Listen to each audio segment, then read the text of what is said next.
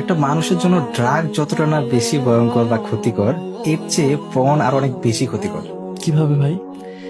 একটা স্টাডিতে দেখা যায় একটা নর্মাল ব্রেন, একটা হিরোইন কোকেনে আসক্ত ব্রেন Okay. এবং একটা পর্নে আসক্ত ব্রেন, জি। এই তিনটা ব্রেনের মধ্যে পর্নে আসক্ত ব্রেনটা সবচেয়ে বেশি ক্ষতিগ্রস্ত এবং সবচেয়ে বেশি ডিস্টর্টেড অবস্থায় আছে।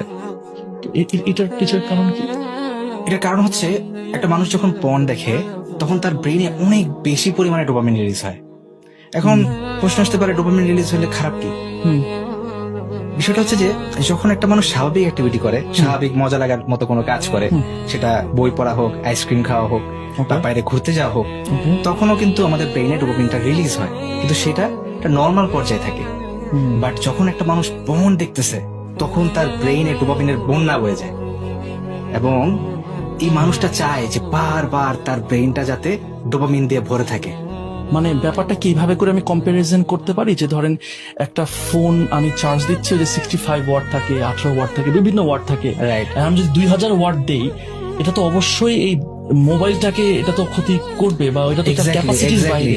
That's the Right? থিং। এমন কিছু। আমাদের ব্রেনটাও তখন আসলে আনন্যাচারাল ওয়েতে বিহেভ করতেছে। আচ্ছা। কারণ সেই তখন যখনই ব্রেনের মধ্যে ডোপামিনের ঘাটতি দেখা দেয়, যখন একটু ডিপ্রেশন হচ্ছে, যখন একটু মনটা খারাপ হচ্ছে, তখনই তার পর্নের দিকে চলে যেতে ইচ্ছা করতেছে, কারণ এটার মধ্যেই একটা প্যাটার্ন ক্রিয়েট হয়ে গেছে। একটা মানুষের জন্য ড্রাগ যতটা না বেশি ভয়ঙ্কর বা ক্ষতিকর, এর চেয়ে পর্ন আর অনেক বেশি ক্ষতিকর। কিভাবে ভাই?